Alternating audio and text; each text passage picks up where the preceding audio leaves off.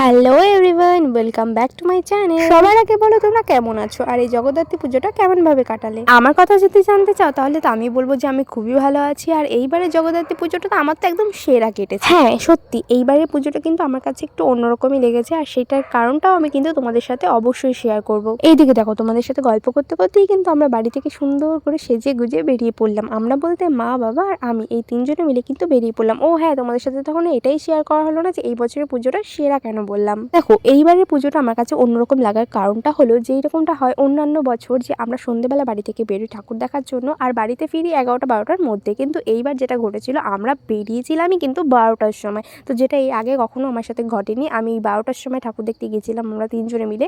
তো এই কারণে কিন্তু আমার সত্যি খুব ভালো লেগেছে। আর কম সময়ের মধ্যে কিন্তু আমরা সত্যি অনেক সুন্দর করে অনেকগুলো ঠাকুর দেখতে পেয়েছি। যেমনটা অন্য সময় যদি সন্ধ্যাবেলায় যেতাম তো প্রচুর ভিড় থাকতো। তো মোটামুটি দুটো প্যান্ডেল ঘুরতে আমাদের যেই সময় লাগতো সেটা কিন্তু এইবার আমরা 5টা প্যান্ডেল সেই সময়ের মধ্যে দেখে ফেলেছি। তো তারপরেও যে 12টার সময় যে ভিড় ছিল না তা কিন্তু না, আমরা শুধু একা ছিলাম না, এরকম প্রচুর লোক ছিল, তাও খুব ভালোই ভিড় ছিল। কিন্তু সন্ধ্যেবেলা যে ভিড়টা পড়তো সেটা ছিল না, কিন্তু খুব সুন্দর করে কিন্তু আমরা ঠাকুর দেখতে পেরেছি। আর বাড়ি ফিরেছি জানো কখন? বাড়িতে ফিরেছি 2:30-র সময়। যখন আমরা বাড়ি ফিরছি তখনও কিন্তু প্রচুর লোকে ঠাকুর দেখছিল।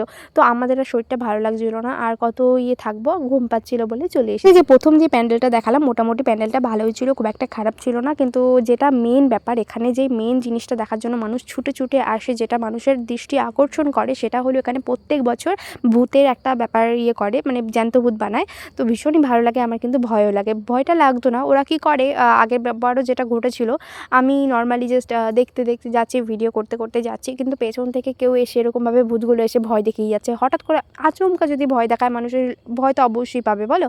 তো সেরকমভাবে ভয় পেয়ে যাচ্ছিলাম, আর ওরা বারবারে করে আমাকে আরও বেশি করে ভয় দেখাচ্ছিল।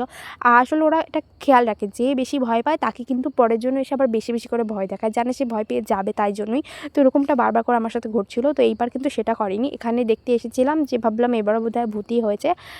তো কিন্তু দেখলাম যে না, এটা দেখো আদিবাসী একটা ব্যাপারটা যেটা ছিল, খুব সুন্দর একটা ব্যাপার তৈরি করেছে, ভালোই লেগেছে। এই প্যান্ডেলটা থেকে বেরিয়ে গিয়ে কিন্তু এবার আমরা অন্য প্যান্ডেলের দিকে রওনা দিলাম। আর এখানে দেখো এই রাস্তায় যে লাইটগুলো থাকে, টুনি লাইটগুলো, আমার কিন্তু ভীষণই ভালো লাগে এগুলো, তাই জন্য ক্যাপচার করে নিলাম।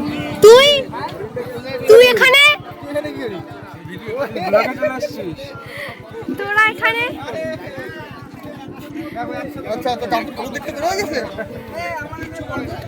ওরা নিবি না এদের স্বস্তিকে ছবি দিলে না, টাকা দে।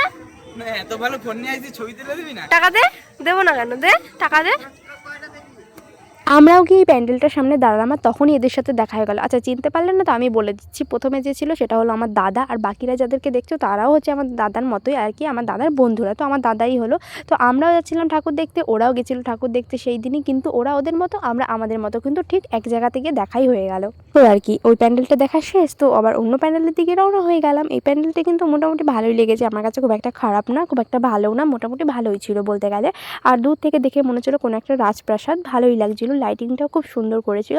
কিন্তু দেখো এখানে ঠাকুর দেখতে গিয়ে শুধু বাস, জীবনটা পুরো যেরকম বাস হয়ে রয়েছে, এখানেও দেখো শুধু বাসেই বাস। দেখো ঠাকুর দেখতে গিয়ে ফটো তুলবে না, ভিডিও করবে না, এও কি সম্ভব? একদম না, ফটোও তুলবে, ভিডিও করবে। কিন্তু এই কাকিমাগুলোকে দেখো, এরা পুরো রাস্তা আটকে ফটো তুলতে ব্যস্ত, কাউকে যেতে অবধি দিচ্ছে না ভেতরে, আর পুরো রাস্তাটা আটকে ভিডিও করার ফলে এখানে ভিড় জমে গেছিল। শেষে এদেরকে বলে সাইড করিয়ে তারপরে আমরা ভিতরে গেছি। তো যাই হোক, সেই প্যান্ডেলটা থেকে বেরিয়ে চলে যাচ্ছিলাম আরও একটা প্যান্ডেলের উদ্দেশ্যে। আর এদিকে রাস্তা দিয়ে যাচ্ছিলাম আর সুন্দর সাজুগুজো জিনিসগুলো দেখছিলাম, আর ভাবছিলাম যে আমারও যদি কোনো সোনা মোনা জাদু টোনা লোহা ভাঙা টিনা ভাঙা যদি থাকতো তাহলে আমাকে ওগুলো কিনে দিত। কি আর করবো বলো, মনটাকে একটু বুঝিয়ে সুজিয়ে এগিয়ে চললাম প্যান্ডেলের দিকে। আর যেতে দেখো এখানে খুব সুন্দর পাবলিক রিয়াকশন পাচ্ছিলাম।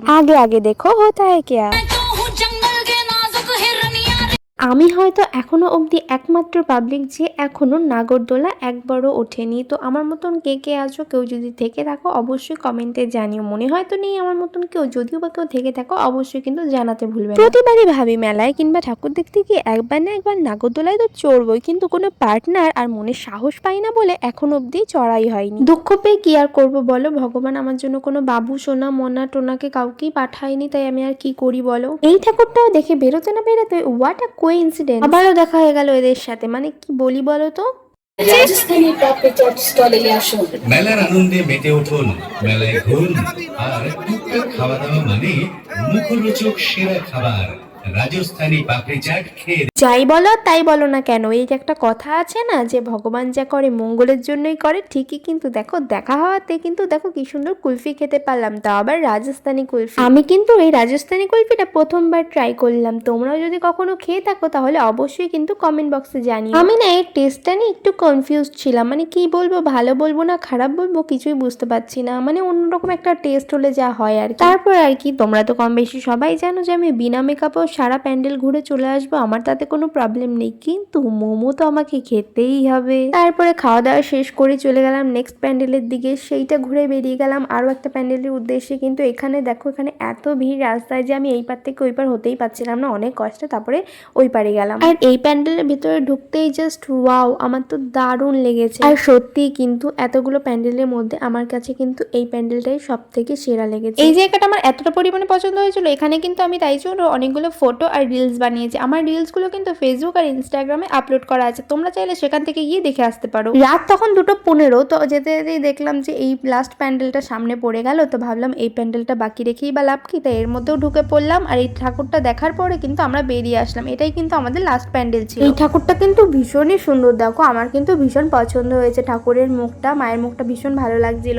লাস্ট প্যান্ডেলটা দেখে যখন বাড়ি ফিরছি দেখো কিন্তু রাস্তাটা একদমই শুনশান, কেউই নেই বলতে গেলে, আমরা আর কয়েকটা মানুষ হয়তো যাচ্ছিল কিন্তু একদমই কেউই ছিল না। আরে থাকবেই বা কি করে, তখন রাত 2:30 বাজে। ও হ্যাঁ, এত রাত হয়ে গেছিল বলে কিন্তু কোনো খাবার নেওয়াও হয়নি আর কোনো খাবার খাওয়াও হয়নি, যদিও বা আমার মোমো খেয়েই পেটটা পুরো ভরে গেছিল, তাই আর খাওয়ার কোনো ইচ্ছেও ছিল না। আর আমার লুকটা কেমন লাগছিল অবশ্যই কমেন্ট করে জানাবে, আর তোমাদের কোন প্যান্ডেলটা ভালো লেগেছে সেটাও কিন্তু কমেন্ট করে জানাতে ভুলবে না।